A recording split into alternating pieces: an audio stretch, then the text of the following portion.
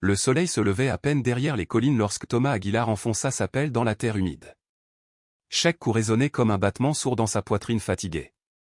Le parfum mêlé de rosée, de poussière et de maïs tendre emplissait l'air d'une nostalgie presque sacrée, celle d'une espérance blessée, mais toujours vivante. Michoacán s'éveillait lentement, bercé par le chant des coqs et la promesse d'un jour de labeur, plus dur encore que le précédent. Depuis 40 ans, Thomas travaillait cette terre. Elle était à lui, et ne l'était pas vraiment.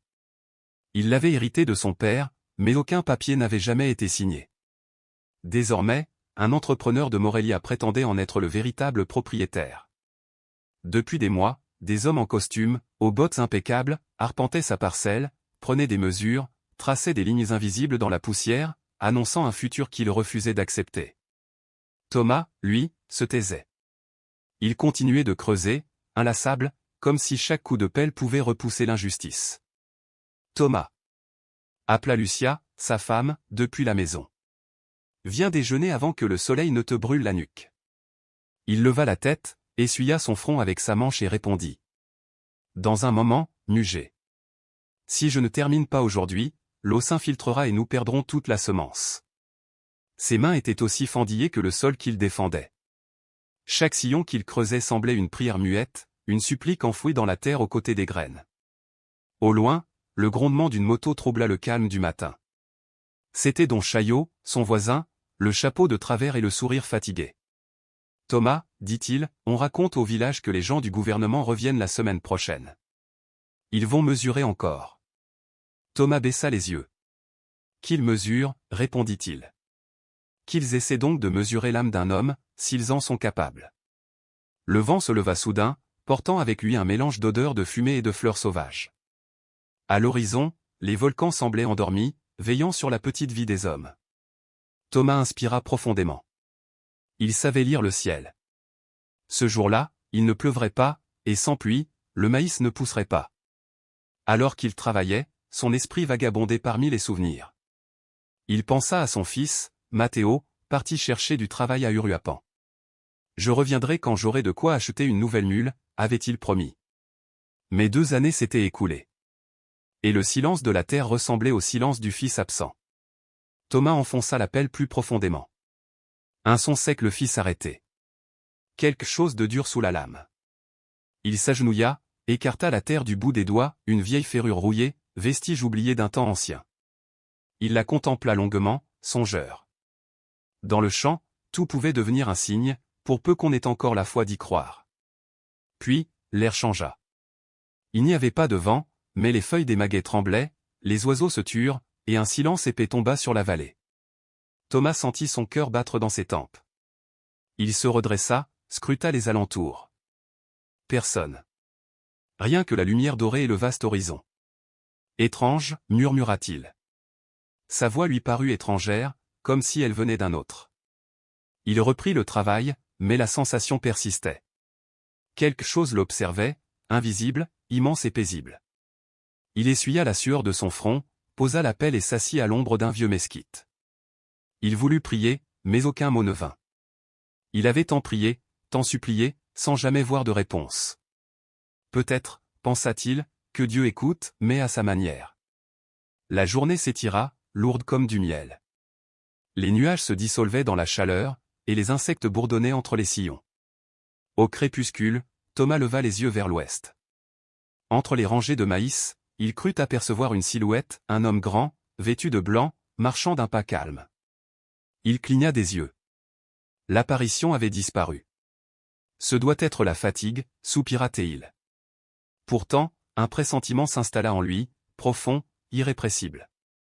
Quelque chose allait se produire, quelque chose qui changerait son destin et celui de sa terre à jamais. Et, en effet, au moment où sa vie semblait perdre tout sens, un événement se prépara, un de ceux que Michoacán n'oublierait jamais. Le chant du coq annonça l'aube d'un nouveau jour, mais Thomas n'avait pas dormi.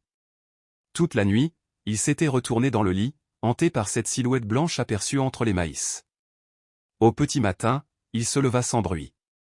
Lucia dormait encore, les mains croisées sur la poitrine, le chapelet entre les doigts. Il la regarda avec tendresse et culpabilité. Elle priait chaque soir pour un miracle, et lui, il doutait de plus en plus que Dieu se souvienne d'eux. L'air du matin était frais, mais lourd. Le ciel, limpide comme un miroir. Thomas prit son sombrero, son machette, et le sac de graines. Chaque pas soulevait un nuage de poussière, comme si la terre soupirait sous son poids. Il pensa à ce qui avait changé, autrefois, l'eau courait librement dans les canaux, les mules travaillaient sans relâche, et le maïs poussait fier et haut. Aujourd'hui, les puits étaient presque à sec, et les jeunes partaient vers le nord, en quête d'un avenir meilleur. Arrivé au champ, il s'accroupit pour examiner les plants. Certains jaunissaient déjà, d'autres se mouraient. Il prit une poignée de terre, la laissa couler lentement entre ses doigts. « Elle est encore vivante, murmura-t-il. Mais il savait que la sécheresse les gagnait peu à peu. Lucia apparut, portant un seau d'eau et des tortillas enveloppées dans un linge. « Mange un peu, dit-elle doucement. Tu ne peux pas travailler le ventre vide. » Il but une gorgée, mordit dans une tortilla, puis soupira. « Je ne sais pas combien de temps encore nous tiendrons, Lucia. Si la pluie ne vient pas, tout sera perdu. » Elle croisa les bras, le regard ferme. « Dieu n'abandonne pas ceux qui travaillent avec foi. » Peut-être, répondit-il sans conviction, mais parfois, j'ai l'impression qu'il nous oublie. Les mots blessèrent Lucia. Elle baissa les yeux, la gorge serrée. « Ne dis pas ça, Thomas. Pas ici. Pas dans cette maison. » Le silence tomba de nouveau, lourd et vibrant. Seul le bourdonnement des abeilles et le froissement du vent sec entre les maguets emplissaient l'air. Thomas fixa l'horizon. Les montagnes, au loin, semblaient plus hautes que jamais, comme si elles se moquaient de sa petitesse. Des heures passèrent. Le soleil monta, brûlant la peau et l'espoir. Don Chaillot revint, juché sur son âne. « Thomas !» cria-t-il de loin. Le nouveau patron a déjà envoyé des hommes pour tracer les limites. Ils reviennent la semaine prochaine, avec des papiers. Thomas serra la pelle, la colère grondant dans sa poitrine. S'ils viennent, qu'ils viennent. Je n'ai rien d'autre que mon travail, et ça, ni les riches ni le gouvernement ne peuvent me le voler. Tu es têtu, compadre, soupira Chaillot. On se fatigue à force de lutter contre ceux qui ont le pouvoir. Quand le voisin s'éloigna, Thomas reprit son ouvrage sans s'arrêter. Le soleil frappait fort. Chaque coup d'outil était une déclaration de résistance. Mais au fond de lui, une question le rongeait, tout cela avait-il encore un sens ? Valait-il la peine de se battre pour une terre qui semblait elle-même prête à l'abandonner ? À midi, la chaleur devint insupportable. L'air tremblait au-dessus des sillons, et les collines se dissolvaient dans une brume de lumière. Thomas s'essuya le front, posa un genou à terre et leva les yeux vers le ciel éclatant. « Si tu m'entends, Seigneur, murmura-t-il, fais tomber la pluie, juste une fois encore. » Et dans le silence brûlant du champ, il lui sembla qu'une voix ancienne, douce comme le vent entre les épis, lui répondit. « Garde la foi, Thomas. Ce que tu défends n'est pas seulement de la terre, c'est la promesse de la vie elle-même. » Il se releva lentement, le cœur battant plus fort. Quelque chose venait de changer dans le ciel, dans la terre, et peut-être aussi, dans son âme. Thomas retira son chapeau, essuie la sueur de son front avec l'avant-bras et lève les yeux vers le ciel. Pas un nuage, pas une ombre pour apaiser la chaleur. Le soleil tombait droit sur la terre sèche, et chaque souffle du vent portait l'odeur du maïs et de la poussière. Il ferma un instant les paupières, laissant les mots de son père lui revenir comme un écho ancien, la terre est dure, mais elle ne trahit pas. L'homme, oui. Il pensa à Matteo, son fils, à son absence qui pesait plus lourd que la houe dans ses mains. Les lettres arrivaient rarement, toujours avec la même promesse, « Je reviendrai bientôt, papa ». Mais le « bientôt » s'était transformé en année, et le champ s'était fait plus vaste, plus silencieux. Ce soir-là, Thomas travailla jusqu'à ce que le soleil rougisse le ciel. En rentrant, il trouva Lucia, sa femme, appuyée contre le portail, les bras croisés, l'air soucieux. « On dirait que tu portes le monde entier sur tes épaules, » dit-elle doucement. « Peut-être bien, » répondit-il sans la regarder. « Peut-être que le monde pèse plus lourd quand on n'a personne à qui léguer ses rêves. » La nuit s'étendait lentement, pleine de grillons et de longues ombres qui dansaient entre les sillons. Au loin, les cloches du père Eusébio résonnaient depuis le temple, appelant à la prière. Thomas s'arrêta un instant, fixant le ciel pourpre. « Si Dieu existe, pensa-t-il, il doit se cacher quelque part entre ces montagnes. Ou peut-être m'attend-il là-bas, dans le champ ? » Il ne pouvait pas imaginer à quel point sa réponse arriverait vite. La brume s'était glissée sur la vallée à l'aube quand Thomas se réveilla en sursaut, trempé de sueur. Son cœur battait trop fort, et il avait l'étrange sensation d'avoir entendu quelqu'un prononcer son nom. Il se redressa, les yeux plongés dans l'obscurité. À ses côtés, Lucia dormait profondément. Puis, le son revint, doux, presque porté par le vent. Thomas. Il sentit un frisson courir sur sa peau. Pieds nus, il marcha jusqu'à la porte et regarda dehors. Le champ dormait, immobile, seulement traversé par le chuchotement des feuilles. Peut-être avait-il rêvé, pensa-t-il. Mais non, cette voix calme, grave, impossible à oublier avait quelque chose de réel. Au matin, il tenta de se convaincre que ce n'était qu'un mirage de fatigue. Il descendit au puits, se lava le visage, et reprit sa routine. Pourtant, quelque chose avait changé en lui. Une inquiétude sourde, une présence invisible semblait l'accompagner. Lucia insista pour qu'ils aillent à la messe. « Cela te fera du bien, Thomas. Tu n'es plus le même ces derniers temps. » Il hésita, puis céda. Dans l'église, le père Eusébio parlait de foi et de persévérance. Mais Thomas n'entendait presque rien. Chaque mot résonnait avec la voix de la nuit, ce murmure qu'il n'arrivait plus à chasser de son esprit. En sortant, Doña Maria, la vieille voisine, l'arrêta. « Thomas Aguilar, murmura-t-elle, j'ai rêvé de toi cette nuit. Tu étais debout sous le soleil, et un homme vêtu de blanc te parlait. » Thomas sentit le sol trembler sous ses pieds. Qu'a-t-il dit? Je ne comprends pas bien. Sa voix ressemblait au vent avant la pluie. Elle s'éloigna, laissant Thomas seul avec sa confusion. Il rentra au champ, le cœur brûlant d'un pressentiment étrange. Ce n'était pas la première fois que la vie lui lançait des énigmes, mais cette fois, il sentait que quelque chose de plus grand se préparait. Les jours passèrent, et chaque nuit la voix revenait. Parfois un simple souffle à son oreille, parfois un écho puissant qui le tirait du sommeil juste avant l'aube. Lucia commençait à s'inquiéter sérieusement. « Thomas, qu'est-ce qui t'arrive? Tu ne manges plus, tu ne dors presque pas. » Rien, mugé. C'est juste le travail. Mais elle voyait bien qu'il mentait. Dans le village, les rumeurs commençaient à courir, le vieux Aguilar parle aux fantômes. Le soleil lui a grillé la tête. Même les enfants riaient derrière lui lorsqu'il passait. Une après-midi, alors qu'il creusait, la pelle heurta quelque chose de dur. Ce n'était pas de la pierre, mais une petite croix de fer, rouillée par le temps. Il la souleva, la nettoya du revers de la main. Un ancien tombeau, sans doute.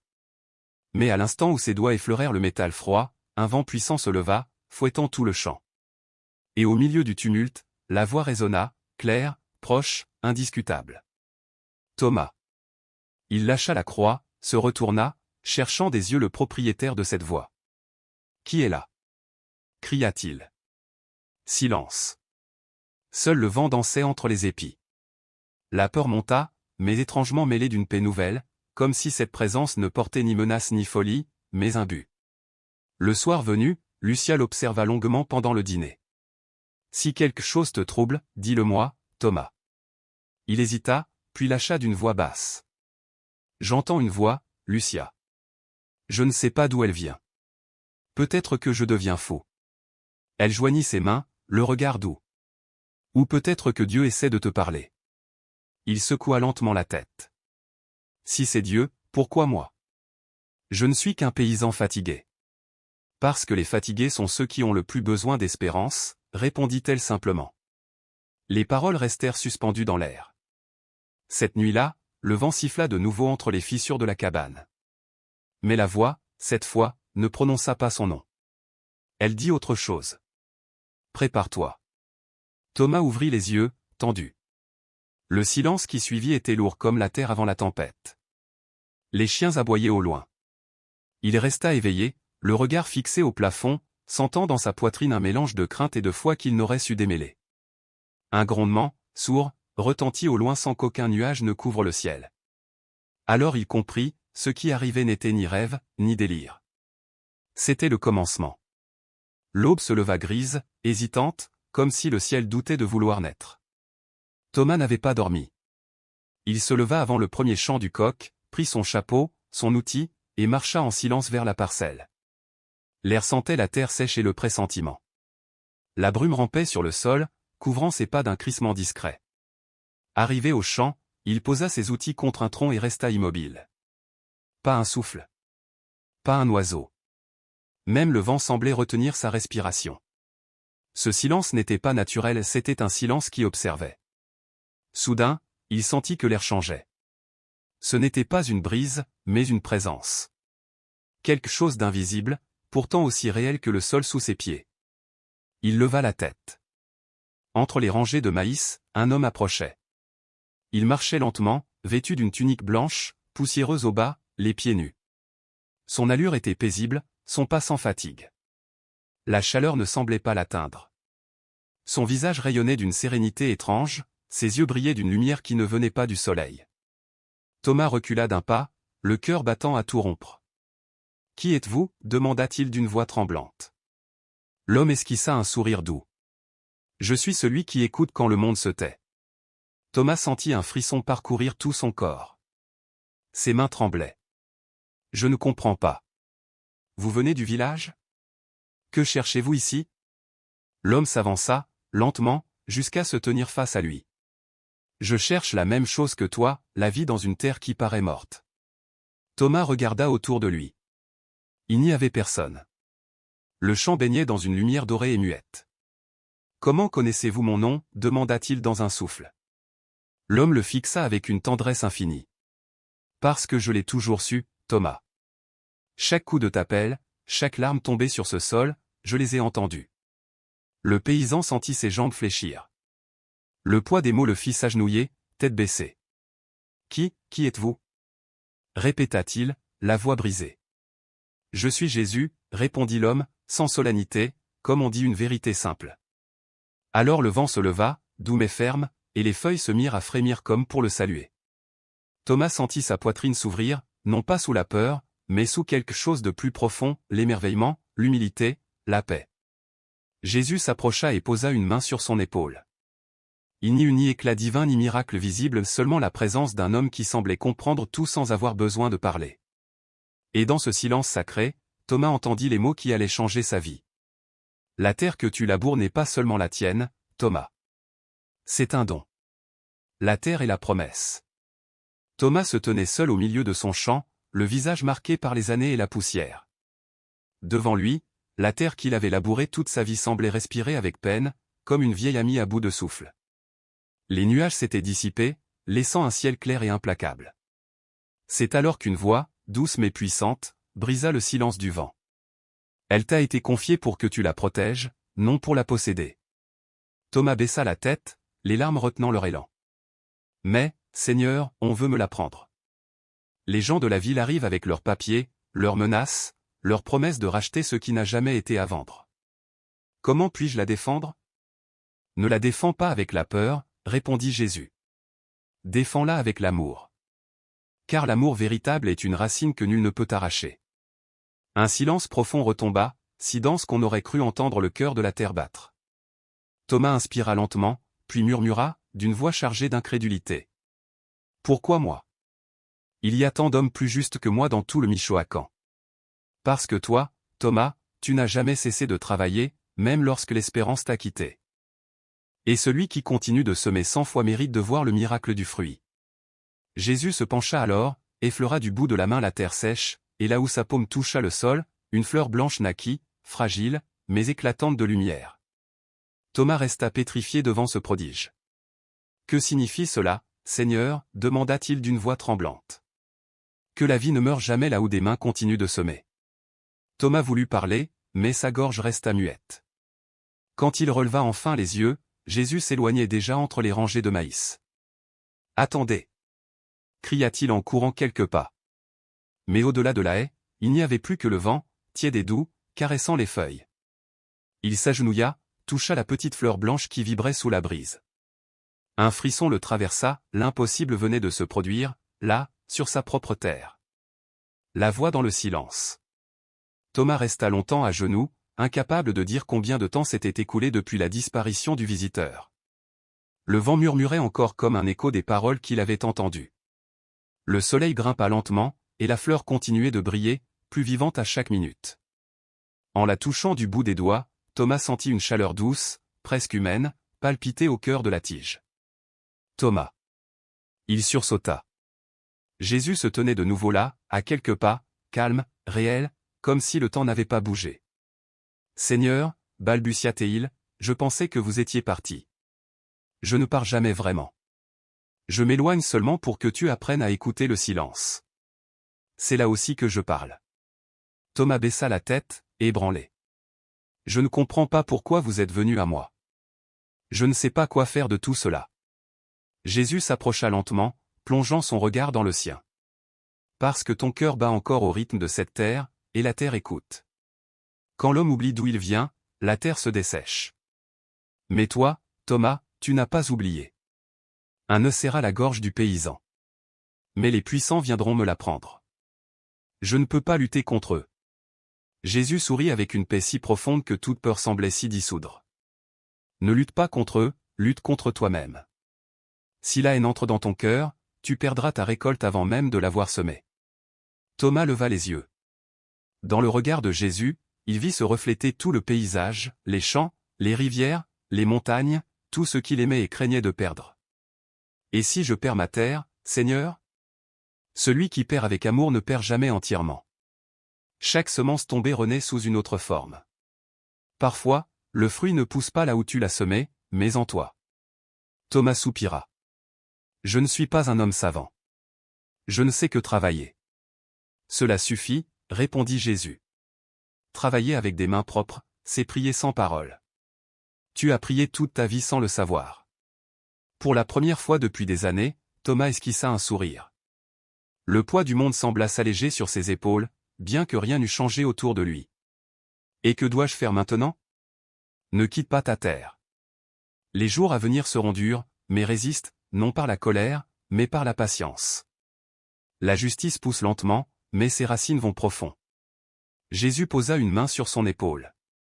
Aie confiance dans le temps. Aie confiance dans la vérité. Tu n'es pas seul. Une chaleur se diffusa à travers tout le corps de Thomas. Le vieil homme ferma les yeux, tout son épuisement semblait s'évaporer. Quand il les rouvrit, Jésus regardait déjà l'horizon. « Seigneur, murmura-t-il, vous reviendrez? Chaque fois que la terre fleurira sans que tu comprennes comment, tu sauras que je suis là. » Puis Jésus ajouta. « Le miracle n'est pas que la fleur naisse, mais que tu continues de croire qu'elle peut naître. » Et il s'éloigna lentement jusqu'à se fondre dans les champs de maïs. Le vent reprit son souffle, les oiseaux leur chant, et le monde sembla renaître. L'homme qui écoutait le silence. Thomas resta seul, mais quelque chose en lui avait changé. Il tomba à genoux, enfouit ses doigts dans la terre et murmura. « Je ne comprends pas tes chemins, Seigneur, mais je ferai ce que tu demandes. Je ne quitterai pas cette terre. » Le ciel s'éclaircit d'une lumière nouvelle, et dans le silence, il crut entendre chaque grain de poussière lui parler d'espérance.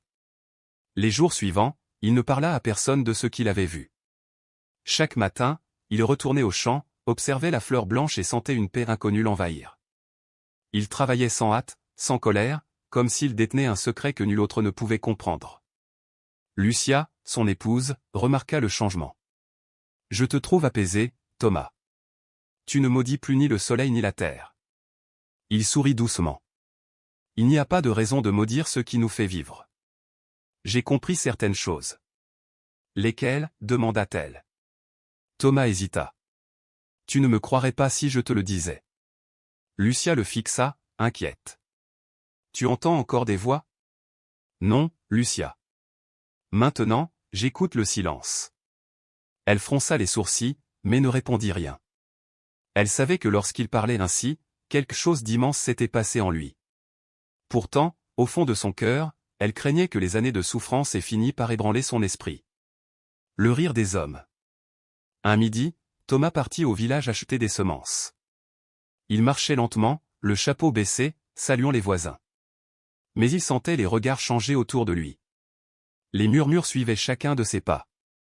Dans la boutique de Don Beto, les hommes réunis se turent un instant avant que l'un d'eux ne ricane. « On dit que tu parles avec Jésus lui-même, Thomas. Qu'il te rend visite dans ton champ, comme à un prophète. » Les rires fusèrent. Thomas ne répondit pas. Son regard resta calme. La terre parle à ceux qui l'écoutent. Peut-être avez-vous simplement oublié comment faire. Un jeune homme éclata de rire. Alors laisse la terre payer tes dettes, vieux fou, parce qu'ici, les miracles ne nourrissent pas un ventre vide. Thomas posa les pièces sur le comptoir. Les miracles ne remplissent peut-être pas l'estomac, dit-il tranquillement, mais ils guérissent l'âme. Et de cette fin-là, vous ne savez rien. Un silence lourd tomba. Certains baissèrent les yeux, d'autres secouèrent la tête. Don Beto soupira. Tu restes têtu, Thomas. Aucun saint ne pourra te sauver du désastre qui arrive. Thomas prit le sac de graines et sortit sans un mot. Le dernier témoin.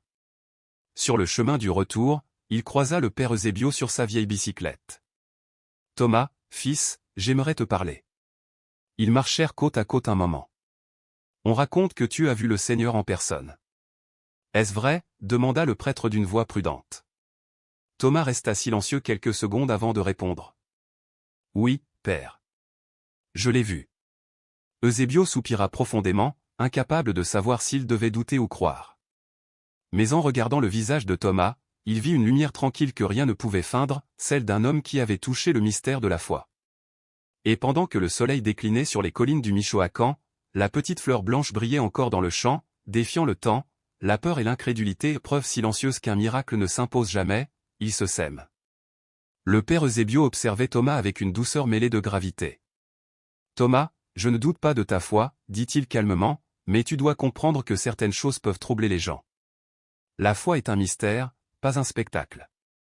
Je ne cherche pas à troubler personne, padre, répondit Thomas d'une voix ferme. Je ne sais qu'une chose, j'ai vu ce que j'ai vu. Et que t'a-t-il dit, si je peux le savoir? De ne pas abandonner la terre. De continuer à lui faire confiance. Le prêtre le regarda longuement, partagé entre la tendresse et la préoccupation. Mon fils, parfois le cœur nous joue des tours. Peut-être que ce message venait de l'intérieur, pas de l'extérieur. Peut-être, admit Thomas, mais le résultat est le même.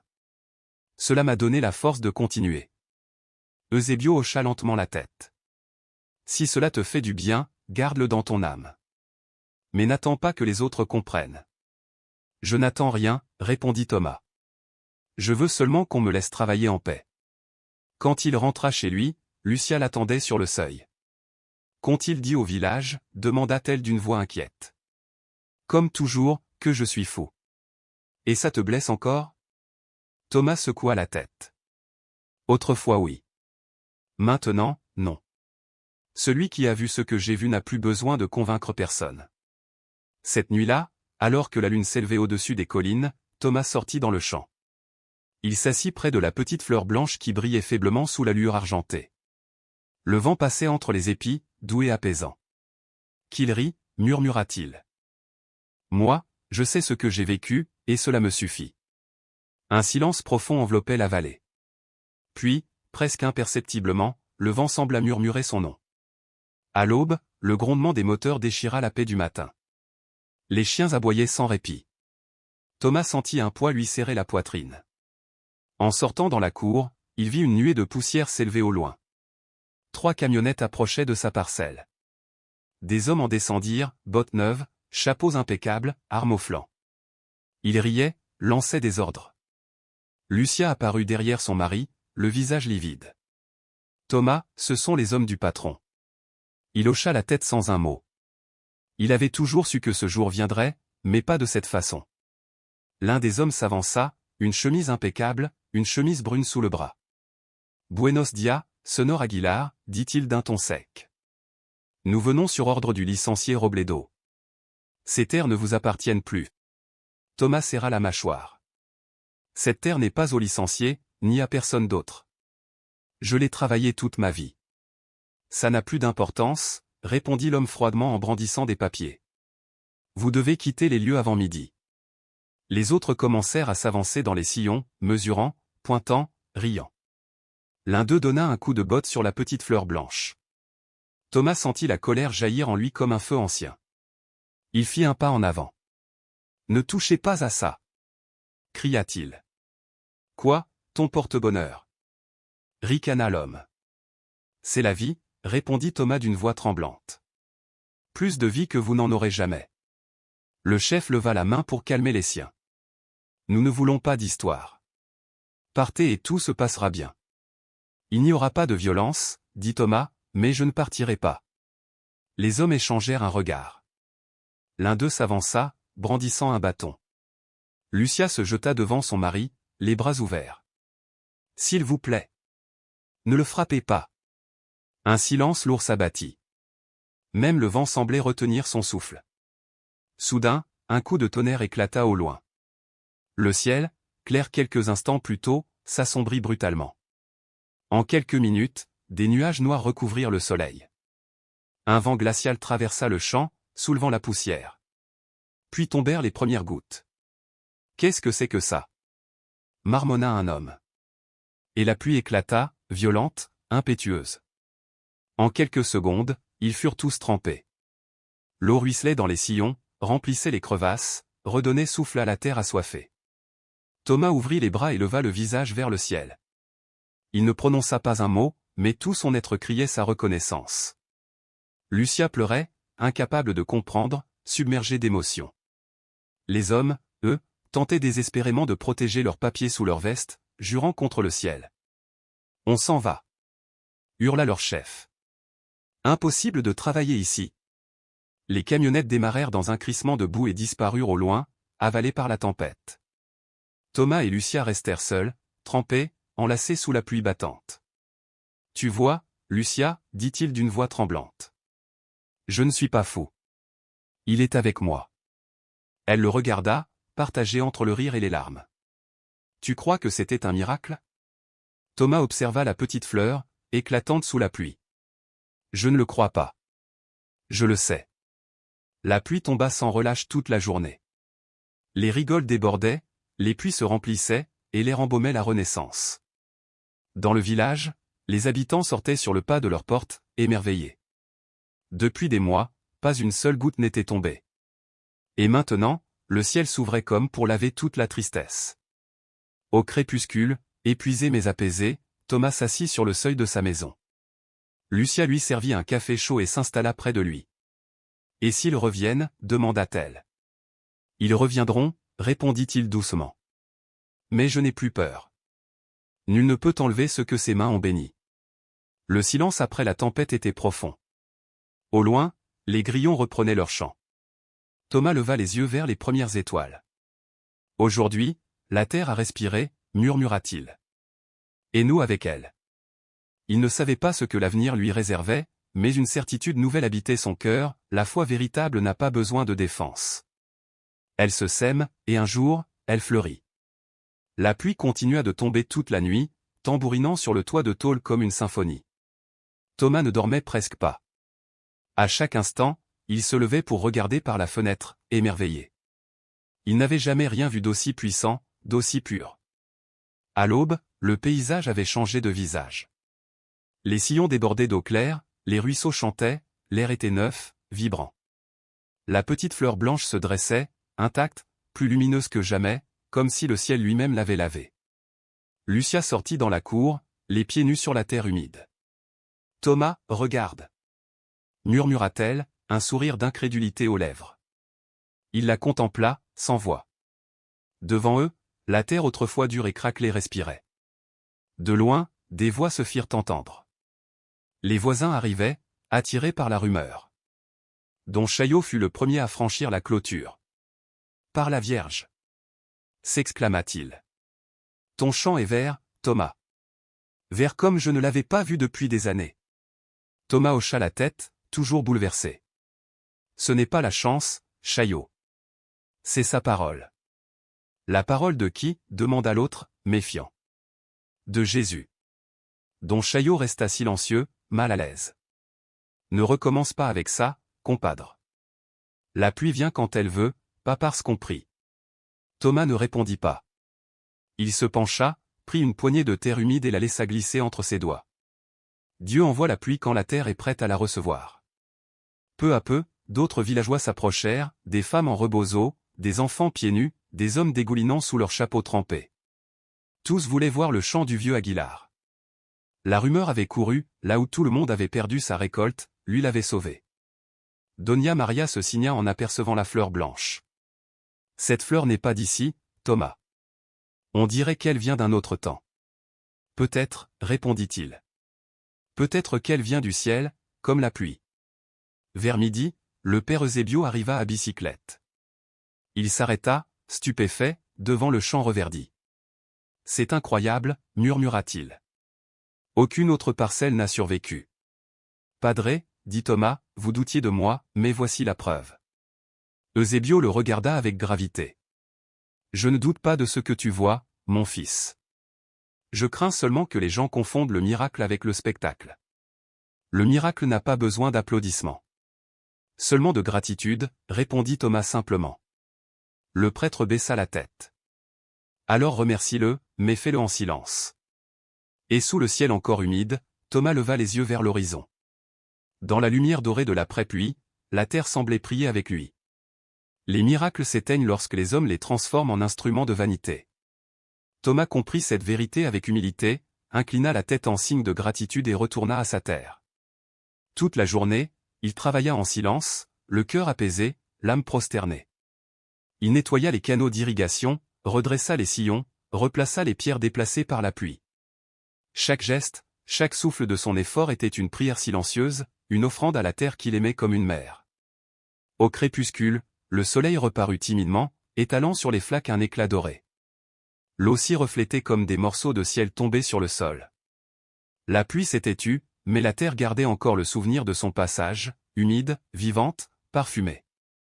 Les tiges vertes semblaient s'être redressées, fières, reconnaissantes. Lucia s'approcha de lui avec une couverture sur les épaules. « On dirait que le ciel t'a entendu, murmura-t-elle avec tendresse. Thomas esquissa un sourire. « Ce n'est pas moi qui l'a écouté, répondit-il doucement. C'est la terre. Elle prie aussi, même si elle ne parle pas. » Cette nuit-là, tout le village se réunit sur la petite place, devant l'église blanchie à la chaux. Le père Eusébio mena la prière, mais les yeux de chacun se tournaient vers Thomas.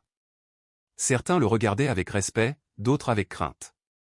Personne ne savait comment expliquer ce qu'ils avaient vu, la pluie tombée après des mois de sécheresse, juste après la prière de cet homme simple. Quand il rentra chez lui, le vent caressait doucement les maguets. La petite fleur blanche, celle qui avait poussé le jour de sa rencontre avec Jésus, brillait toujours sous la lumière de la lune. Thomas s'agenouilla près d'elle. « Merci, Seigneur, murmura-t-il. Non pas pour la pluie, mais pour nous avoir rappelé que l'espérance existe encore. » Alors, il sentit une chaleur bienfaisante l'envahir, montant de ses pieds jusqu'à sa poitrine. C'était la même présence qu'il avait ressentie lorsque Jésus avait touché la terre de sa main. Il ferma les yeux. Le silence l'enveloppa, profond, mais habité, vibrant. Et dans ce silence, il perçut un murmure, comme un souffle du ciel. « L'eau est tombée parce que tu as cru sans voir. » Thomas demeura immobile, le cœur battant fort. Lentement, il rouvrit les yeux, et pour la première fois depuis longtemps, il sourit sans crainte. Il comprit que la foi n'était pas une promesse de tranquillité, mais une épreuve de confiance. Et il était prêt à continuer de croire. Les jours qui suivirent la pluie apportèrent un calme inattendu. Le soleil revint, tiède et bienveillant. Le sol séché reprit vie, et des pointes vertes commencèrent à percer la croûte brune. Tout semblait renaître. Mais au fond de Thomas persistait une inquiétude muette, une intuition qu'il ne pouvait expliquer, la véritable épreuve n'était pas encore passée. Un matin, alors qu'il vérifiait les canaux, il aperçut un nuage de poussière au loin. 2 camionnettes approchaient par le chemin. Son cœur se serra. Il reconnut les logos de la grande entreprise agricole du Licenciado Robledo. Les véhicules s'arrêtèrent devant sa parcelle, des hommes en descendirent, papier à la main, regard hautain. Le chef du groupe, vêtu d'un chapeau immaculé et de bottes cirées, parla d'une voix tranchante. « Senor Aguilar, nous venons vous rappeler que cette terre reste en litige. La pluie n'a pas le pouvoir de changer la loi. » Thomas soutint calmement son regard. « Et la loi, répondit-il, ne peut pas effacer ce qui est juste. Cette terre est mienne, non par signature, mais par labeur. » Un sourire froid effleura les lèvres de l'homme. « Nous verrons ce qu'en dira le juge, » lança-t-il en brandissant une liasse de papier. « Les titres de propriété sont au nom de Monsieur Robledo. » Thomas ne répondit pas. Il savait que ces feuilles portaient la marque du mensonge. « Je n'ai pas besoin de papier pour savoir ce qui m'appartient, » dit-il simplement. L'homme fit un pas vers lui. « Vous avez une semaine pour quitter les lieux. Ensuite, nous reviendrons avec les autorités. » Lorsqu'ils partirent, le silence retomba, lourd comme la poussière. Lucia observait son mari depuis le seuil de la maison. « Que t'ont-ils dit » demanda-t-elle d'une voix tremblante. « Que je dois encore perdre ce que j'ai déjà regagné. » Elle baissa les yeux. « Et que vas-tu faire ?»« Attendre. Je ne me battrai pas avec eux. La vérité ne se défend pas avec des cris. » Mais à l'intérieur, la colère bouillonnait. Cette nuit-là, incapable de dormir, il sortit marcher sous le ciel constellé. Il leva les yeux et parla comme s'il s'adressait à quelqu'un qu'il ne voyait pas. « Seigneur, tu m'as demandé patience, mais comment garder la foi quand les hommes piétinent la justice? Jusqu'à quand faut-il attendre ?» Le vent lui répondit par un murmure doux, et il sentit à nouveau cette présence invisible, cette paix enveloppante. Puis une voix, paisible mais ferme, résonna en lui. La terre ne se conquiert pas par la violence, mais par la vérité. Thomas rouvrit les yeux, bouleversé. Il ne vit personne, mais il sut que ces mots venaient d'en haut. Il tomba à genoux, les larmes mêlant colère et espérance. « Je ferai ce que tu dis, Seigneur. Mais donne-moi la force de supporter. » Les jours suivants s'étirèrent dans une lenteur oppressante. Le village recommença à murmurer. Certains disaient que Thomas avait vendu son âme, d'autres qu'il perdait la raison. Même Don Chaillot, autrefois son ami, évitait désormais de le saluer. Seule Donia Maria continuait à lui apporter du pain chaud chaque après-midi. « N'écoute pas le peuple, Thomas, lui soufflait-elle. Ils ont peur de ce qu'ils ne comprennent pas. » Un soir, alors qu'il labourait, un jeune inconnu s'approcha. « Vous êtes Thomas Aguilar ?»« Oui. »« Que veux-tu ?»« Je viens de la part du licenciado Robledo. Il dit que si vous signez les papiers et cédez la terre, il vous donnera assez d'argent pour acheter une maison au village. » Thomas le fixa longuement. « Dis-lui que je ne vends pas ce qui n'a pas de prix. » Le garçon esquissa un sourire moqueur. « C'est ce qu'on dit, jusqu'à ce que la faim parle à notre place. » Thomas répondit calmement. « La faim du corps peut tout acheter, pas celle de l'âme. » Le jeune partit sans un mot. Thomas resta là, les yeux perdus vers l'horizon, sentant le poids du destin peser sur ses épaules. Lucia s'approcha, hésitante. « Et si tu acceptais, Thomas ? Au moins, Matteo aurait quelque chose à son retour. » Il la regarda avec douceur. « Je ne veux pas lui laisser une terre achetée avec le mensonge. Mieux vaut lui léguer la dignité. » Cette nuit-là, avant de s'endormir, il pensa à son fils, aux années de travail, à la fleur blanche qui continuait de briller dans le champ. Peut-être que tout cela faisait partie de l'épreuve, apprendre à défendre non pas avec la force, mais avec la foi. Et, tandis que le sommeil l'emportait, une phrase s'imposa à son esprit, comme une promesse. La vérité n'a pas besoin de défense. Elle attend simplement son heure. L'aube suivante parut différente. Le chant des coqs semblait plus clair, la lumière du soleil plus proche. Thomas s'éveilla avant que Lucia n'allume le feu du matin. Il avait rêvé de son père, Don Esteban Aguilar, qu'il observait depuis la colline, lui disant « N'aie pas peur, mon fils. La terre parle d'elle-même quand son heure vient. » Ces mots tournaient encore dans son esprit pendant qu'il buvait son café amer. Il sentait que quelque chose approchait, sans savoir quoi. 3 jours passèrent sans nouvelles. Le champ verdissait plus que jamais. Les fleurs sauvages poussaient entre les sillons, et même les animaux semblaient plus paisibles. Mais au 4e jour, un homme arriva du village, monté sur un cheval maigre. Il portait une lettre dans la main. « Don Thomas Aguilar, dit-il respectueusement, je viens du tribunal de Pátzcuaro. Le juge convoque les 2 parties pour examiner les documents de propriété. » Thomas prit la lettre, la lut sans un mot et hocha la tête. « Alors, la vérité aura sa chance, dit-il simplement. » Lucia, inquiète, lui demanda.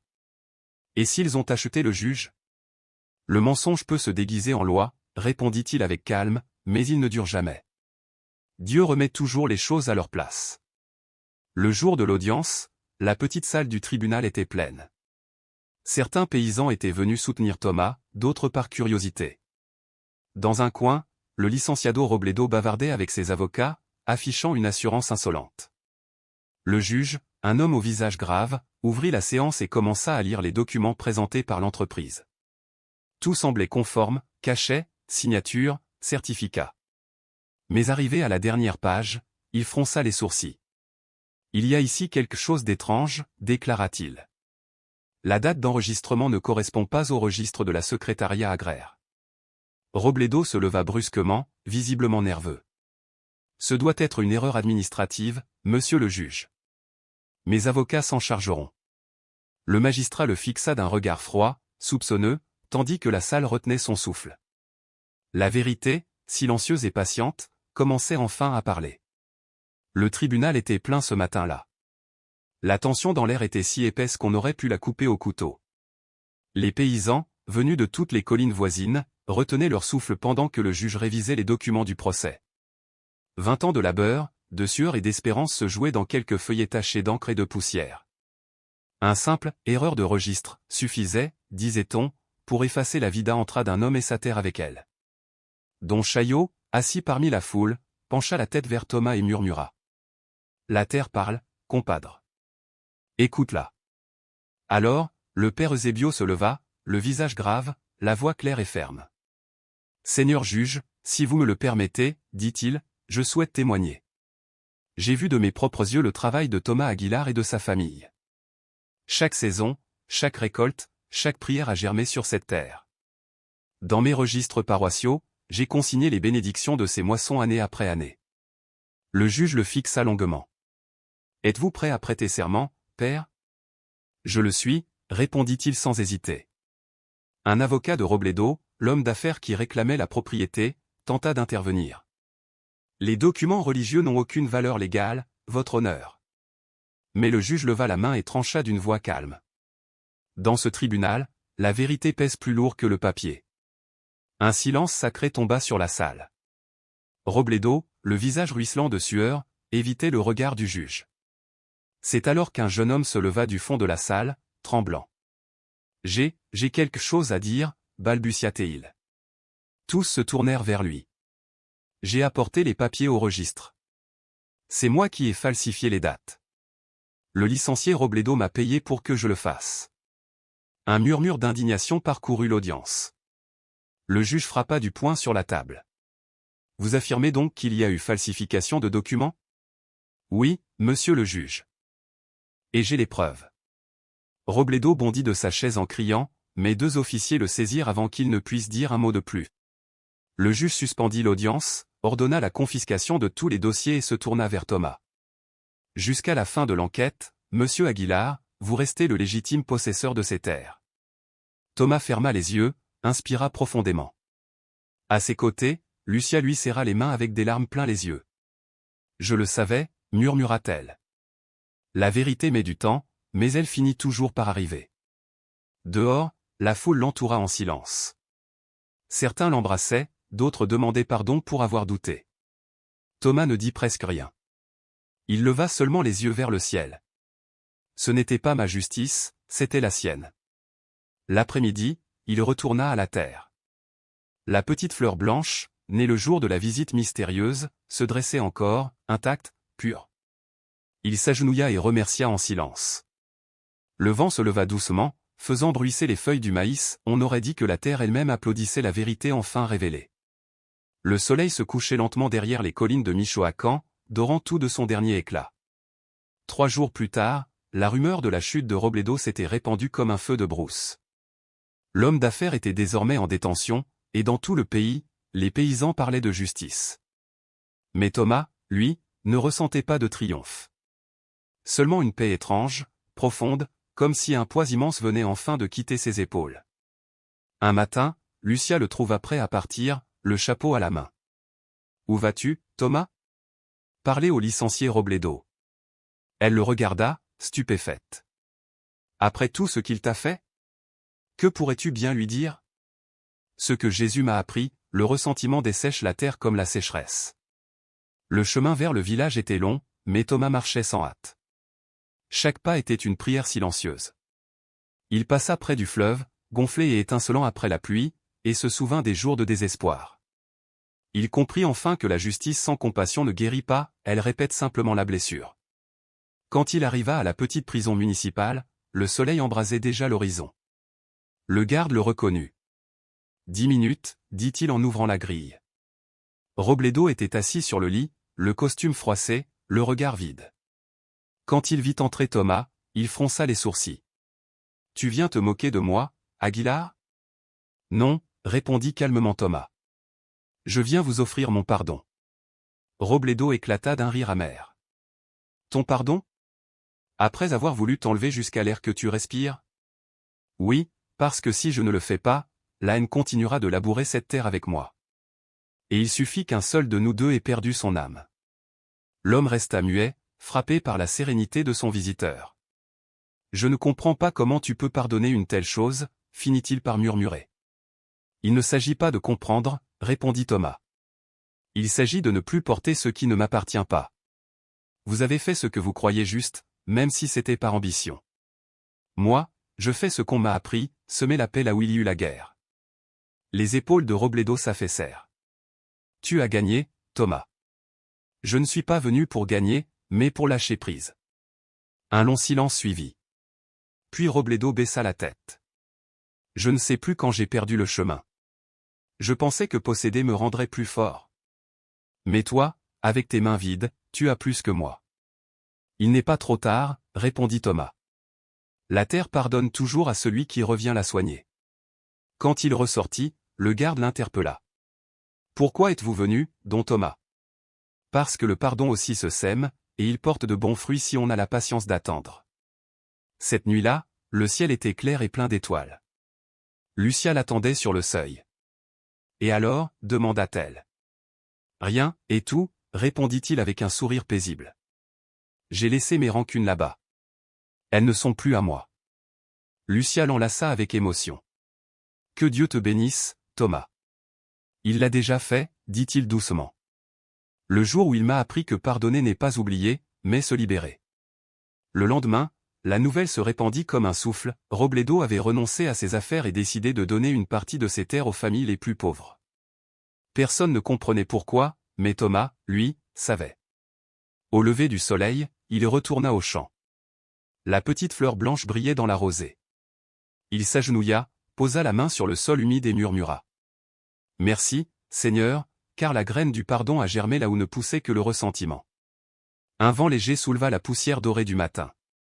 Thomas ferma les yeux et sourit.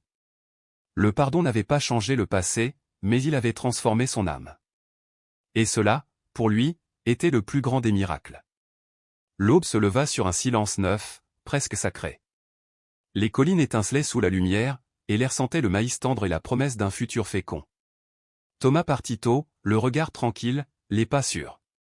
Depuis sa visite à Robledo, tout semblait plus clair, il n'y avait plus ni peur, ni colère, seulement de la gratitude. La nouvelle du geste du licencié inspira tout le village. Des familles reçurent enfin une parcelle à cultiver, les hommes s'organisèrent, les femmes préparèrent des repas pour les ouvriers. Avec l'aide du père Eusébio et de Thomas, on fonda une petite coopérative. Pour la première fois depuis longtemps, on parlait d'avenir sans crainte. Un soir, don Chaillot le trouva près du canal, en train de réparer les vieilles compuertes de bois. « Je ne t'avais jamais vu ainsi, compadre, dit-il avec un sourire fatigué. Avant, on aurait dit que le monde entier pesait sur tes épaules. » Thomas releva la tête. « Le monde pèse toujours, Chaillot. Mais maintenant, je sais que je n'ai pas à le porter seul. » Don Chaillot hocha la tête. « On dit que Robledo s'est installé à Morelia, qu'il vend tout. »« Peu importe où il est, » répondit Thomas. « Peut-être qu'il apprend, lui aussi, à semer autrement. » Les champs refleurissaient. Les pluies avaient rendu la terre grasse et généreuse. Au milieu des sillons, la fleur blanche continuait de croître, intacte, comme un flambeau de foi. Chacun au village avait sa version de son origine, certains parlaient d'un miracle, d'autres d'un secret que Thomas gardait jalousement. Mais quand on l'interrogeait, il répondait toujours la même chose. Cette fleur n'est pas venue pour moi. Elle est venue pour nous rappeler que la terre écoute encore. Et sous ce ciel immense de Michoacán, la terre semblait effectivement écouter, paisible, féconde et vivante, comme si le pardon de Thomas avait rendu au monde sa respiration. Le village s'était transformé. On y travaillait désormais côte à côte, comme une seule famille. Thomas observait cette harmonie avec un sourire discret. La terre enseigne, disait-il. Quand on la soigne, elle apprend aux hommes à se soigner les uns les autres. Ce jour-là, le père Eusébio réunit les habitants devant l'église. Le vent agitait doucement les banderoles de tissu suspendues au poteau, et les cloches vibraient encore d'un écho lointain. Ce village a tant souffert, dit-il d'une voix chargée d'émotion, mais aujourd'hui, il se relève. Non par miracle, mais par la foi et le travail. Que cela ne s'oublie jamais. Au fond, appuyé contre un mur, Thomas écoutait en silence. Tous les regards finirent par se tourner vers lui. Il baissa la tête humblement et ajouta simplement, « Et parce que nous avons compris que la terre n'appartient pas à celui qui l'achète, mais à celui qui la respecte. » Le silence qui suivit fut solennel, puis un bref applaudissement éclata, sincère, sans ferveur excessive. On ne voulait pas faire de lui un saint. On voyait en lui un homme ordinaire qui avait eu le courage de voir ce que d'autres refusent de regarder. Cette nuit-là, Thomas marcha seul dans les champs. Le vent faisait murmurer les feuilles de maïs comme une langue ancienne. Il s'arrêta près de la petite fleur blanche qui brillait faiblement sous la lune. « J'ai tenu parole, Seigneur, souffla-t-il. Je n'ai pas abandonné la terre, et maintenant elle fleurit pour tous. » Une paix profonde l'enveloppa. Il n'y eut ni voix céleste ni lumière divine, seulement le silence immense et vivant, plein d'un souffle que lui seul semblait entendre. Il comprit alors que Jésus ne reviendrait plus lui apparaître comme avant. Désormais, il était partout, dans chaque tige qui poussait, dans chaque rayon de soleil, dans chaque sourire des paysans qui avaient retrouvé la foi. Le lendemain, la communauté partagea la récolte. Il y avait tant de maïs qu'ils purent en vendre au marché de Pátzcuaro. Avec l'argent, ils bâtirent un petit moulin collectif et achetèrent des semences nouvelles. Le village tout entier travaillait dans une joie calme, comme s'ils portaient un même cœur. Lucia, la femme de Thomas, fit construire une petite chapelle au bord du chemin. Elle y plaça une image simple du Christ et un vase rempli de fleurs des champs. Les voyageurs qui passaient s'y arrêtaient pour déposer des offrandes, allumer des bougies, remercier pour la pluie, pour le pain, pour la vie elle-même. De loin, Thomas observait sans dire mot. Il savait que rien de cela n'était son œuvre. Tout venait d'une foi semée avec patience et arrosée de larmes. Le vallon de Michoacán, jadis sec et désolé, retrouvait sa fertilité. Et chaque fois que quelqu'un doutait, il suffisait de regarder la fleur blanche dans le champ de Thomas pour se souvenir, même la terre la plus blessée peut renaître lorsque l'homme apprend à l'écouter. Les années passèrent. Le vallon n'était plus un désert de désespoir, mais un royaume de verdure et d'espérance. Les canaux étincelaient comme des miroirs, les épis s'inclinaient sous le vent, et le village était devenu un modèle pour les hameaux voisins. On ne parlait plus de miracles, mais de travail, d'unité et de foi. Thomas, désormais aux cheveux blancs, parcourait chaque matin les sillons. Son pas était lent, mais sûr. Il saluait chacun d'un sourire fatigué, et les gens lui rendaient ce salut avec respect. Pour beaucoup, il était le symbole de la force née de l'humilité. Mais lui ne se voyait pas ainsi. « Ce n'est pas moi, répétait-il souvent, c'est la terre qui a décidé de nous refaire confiance. » Lucia s'occupait de la petite chapelle. L'image du Christ, usée par le soleil, était entourée de fleurs fraîches et de bougies. Les voyageurs s'arrêtaient pour prier, certains laissaient des mots écrits à la main, remerciements, promesses, prières silencieuses. Chaque soir, Lucia les recueillait et les rangeait dans une boîte de bois. « Regarde, Thomas, disait-elle avec un sourire doux. Les gens écrivent des choses magnifiques. » Il prenait l'un de ses papiers, le lisait lentement et répondait d'une voix émue. « Le cœur de l'homme fleurit comme le maïs, il lui faut seulement de l'eau et du temps. » Un jour, leur fils Matteo revint d'Uruapan. Il avait étudié l'agronomie et portait dans son regard l'ardeur de la jeunesse mêlée au respect du passé. En le voyant, Thomas sentit une vague d'émotion monter en lui. « Tu es revenu, mon fils. »« Oui, père. Je reviens pour rester, et poursuivre ce que vous avez commencé. » Durant plusieurs jours, ils marchèrent ensemble dans les champs. Matteo observait les plantes, prenait des notes, expliquait des techniques nouvelles pour conserver l'eau, améliorer les récoltes. Thomas l'écoutait avec fierté et gratitude. « Cette sagesse aussi vient de Dieu, dit-il. Il ne parle pas seulement dans les cieux, mais aussi dans les livres, quand on les lit avec humilité. » Le père Eusébio, vieilli mais toujours alerte, venait souvent visiter la coopérative. Un après-midi, il contempla les champs dorés et déclara. « Ce lieu est un témoignage de foi vivante. Une foi prouvée par les actes, non par les mots. » Thomas hocha la tête. « Les mots s'envolent, père, mais la terre garde tout ce qu'on y sème, pour le bien ou pour le mal. » Un groupe de jeunes paysans s'approcha. « Don Thomas, demanda l'un d'eux, est-il vrai que vous avez vu le Seigneur ?» Le vieil homme sourit doucement. « Oui, je l'ai vu. Mais plus important que de le voir, c'était de l'entendre. Et que vous a-t-il dit? Que la terre n'est pas à nous. C'est nous qui appartenons à la terre. Les jeunes restèrent silencieux, méditant cette phrase qui allait les marquer pour toujours. Avec le temps, Matteo prit la direction de la coopérative. Il introduisit de nouvelles méthodes, sans jamais trahir les traditions. Il apprit aux enfants à semer, à économiser l'eau, à parler à la terre comme le faisait son père. Thomas l'observait de loin, le cœur partagé entre fierté et mélancolie. Une nuit, Lucia murmura. Le garçon a accompli plus que je n'aurais jamais rêvé. C'est ta semence, répondit-elle en lui serrant la main. Elle a poussé dans une bonne terre.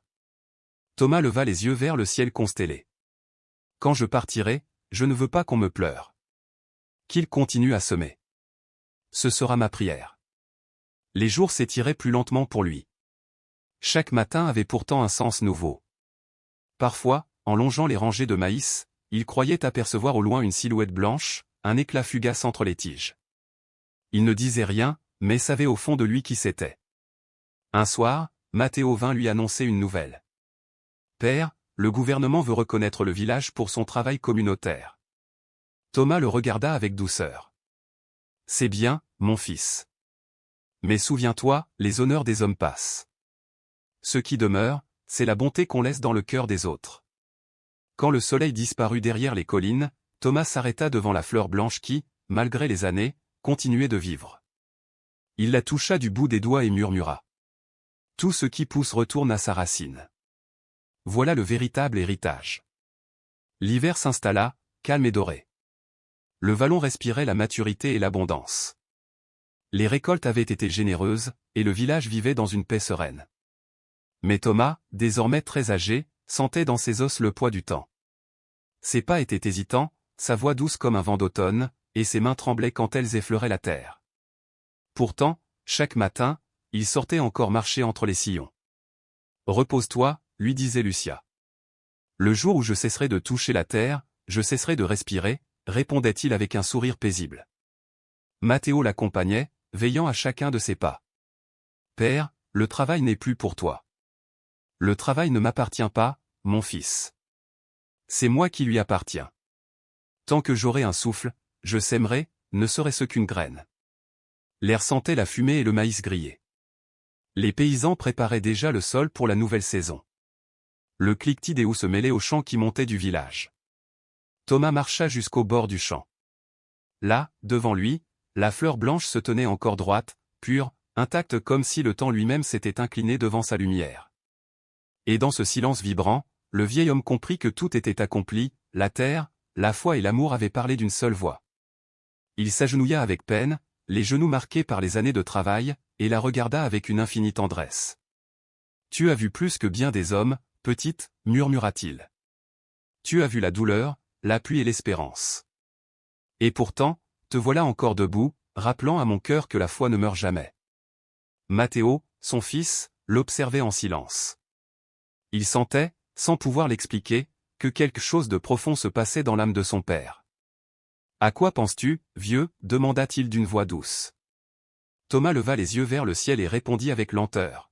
« Je pense à ce que la vie m'a appris, fils. Semer, ce n'est pas seulement enfouir des graines dans la terre. C'est y déposer un peu de soi-même pour que d'autres puissent un jour y trouver la vie. » Le vent se leva brusquement, faisant onduler les champs de maïs comme une mer dorée. Le ciel, clair à l'aube, s'assombrit peu à peu, recouvert de nuages mouvants. Thomas leva la tête et, un instant, crut distinguer une silhouette blanche marchant entre les rangées. Il ne prit pas peur, il savait qui c'était. Lucia l'appela depuis la maison, mais il resta immobile, fixant l'horizon avec cette paix grave que seuls les hommes réconciliés avec leur destinée connaissent. Lorsque le vent tomba, la figure s'évanouit et le silence revint, vaste et pur, sur le champ endormi. Après un long moment, il dit « Matteo, quand je ne serai plus là, prends soin de cette terre comme tu prendrais soin de ta mère. Pas pour moi, mais pour ce qu'elle représente. Je te le promets, père. Et enseigne à tes enfants ce que tu as appris, la terre ne donne ses fruits qu'à ceux qui l'aiment vraiment. » Le soleil déclinait, enveloppant les sillons d'une lumière d'or. Tout semblait suspendu. Thomas s'assit sur le sol, épuisé. Matteo s'approcha et lui tendit un peu d'eau. « Repose-toi, demain nous reprendrons. » Thomas sourit faiblement. Non, fils. Aujourd'hui, je ferai ma dernière semence. Il sortit de sa poche un petit point de graines, les contempla longuement, puis les laissa glisser entre ses doigts sur la terre humide. Ces graines ne sont pas pour le champ, murmura-t-il, mais pour l'âme. Qu'elles fleurissent dans le cœur de ceux qui doutent encore. Lucia arriva, le visage inquiet. Thomas, il se fait tard. Viens à la maison. Il la regarda avec douceur. J'arrive, femme. Laisse-moi encore un moment. Le vent se leva de nouveau, emplissant l'air du champ des feuilles. Matteo aida son père à se relever. Tandis qu'il regagnait la maison, Thomas se retourna une dernière fois vers les terres baignées de lumière. « Regarde, fils, dit-il. Tout ce que tu vois est promesse tenue. La terre n'était pas mienne, c'est elle qui m'a fait sien. » Cette nuit-là, il s'assit sur le seuil de sa maison et contempla le ciel. La lune veillait sur les collines, et le murmure des grillons ressemblait à une berceuse. Dans ses yeux brillait une paix profonde. « Merci, Seigneur, souffla-t-il. Merci de m'avoir permis de semer bien plus que du maïs. » Et tandis que le vent glissait sur la vallée, Thomas sentit son âme s'apaiser comme la terre après la pluie. L'aube suivante se leva sur un silence inhabituel. L'air semblait suspendu entre la terre et le ciel. Les premiers rayons effleuraient les montagnes, caressant les champs que Thomas avait tant aimés. Lucia s'éveilla avec une sensation étrange, comme si le temps s'était arrêté. Elle entra dans la pièce et le vit assis sur sa vieille chaise de bois, tournée vers l'horizon. Le chapeau reposait sur ses genoux. Sur son visage, une expression paisible, presque souriante. « Thomas, murmura-t-elle. » Elle s'approcha, effleura sa main, et comprit. Il était froid, mais en paix, comme si le sommeil l'avait conduit doucement vers un autre matin. Matteo arriva peu après. Voyant sa mère pleurer en silence, il sut, sans un mot. Il s'agenouilla près du corps de son père et prit sa main calleuse. « Tu as tenu ta promesse, vieux. Tu n'as pas abandonné la terre jusqu'à la fin. » La nouvelle se répandit vite dans la vallée. Hommes, femmes et enfants vinrent de partout, certains portaient des fleurs, d'autres du pain, d'autres simplement leur respect. Le père Eusebio célébra une courte cérémonie dans la petite chapelle que Lucia avait fait bâtir. Sa voix tremblait d'émotion. Thomas Aguilar, dit-il, fut un homme qui parla à la terre et sut entendre Dieu dans son silence. Sa vie fut un témoignage de foi, de travail et d'espérance. Le corps fut enterré au bord du champ, sous le vieux mesquite où il s'était souvent reposé. Lucia déposa un point de terre humide au pied de la croix, et Matteo y planta une graine. Personne ne parla. Seul le vent semblait avoir quelque chose à dire. Les jours passèrent. La vie reprit son cours. Mais bientôt, quelque chose d'extraordinaire se produisit. Sur la tombe de Thomas, là où Matteo avait déposé la graine, poussa une fleur blanche, semblable à celle apparue des années auparavant. Son parfum était doux, sa lumière subtile. Les paysans s'arrêtaient pour la contempler en silence. « C'est la même fleur, dit Doña Maria, les yeux humides. Le Seigneur l'a rappelée à lui, mais il l'a laissée ici aussi. » Le village entier vit dans ce signe non pas la mort, mais la continuité. Thomas n'avait pas disparu. Il demeurait dans la pluie, dans le maïs, dans la voix du vent. Son enseignement avait pris racine plus profondément que n'importe quelle plante. Matteo devint le gardien de son héritage. Chaque année, à la date de sa mort, les villageois se réunissaient sous le mesquite pour remercier la terre et Dieu. Pas de discours, pas de larmes, seulement le travail silencieux des mains dans la terre, comme Thomas l'avait toujours fait. Lucia vieillit paisiblement. Chaque soir, elle s'asseyait devant le champ et regardait les enfants des voisins courir entre les sillons. Parfois, quand le vent soufflait fort, elle croyait entendre la voix de son mari lui répéter ces mots simples et éternels.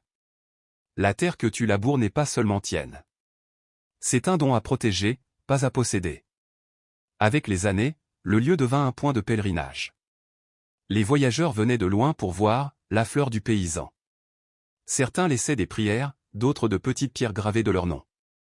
Tous, sans exception, disaient la même chose, ici, on ressentait une paix qu'on ne trouvait nulle part ailleurs. Un soir, alors que le soleil s'enfonçait derrière les collines, Matteo emmena ses enfants jusqu'à la croix et à la fleur blanche. « Ici repose votre grand-père, leur dit-il.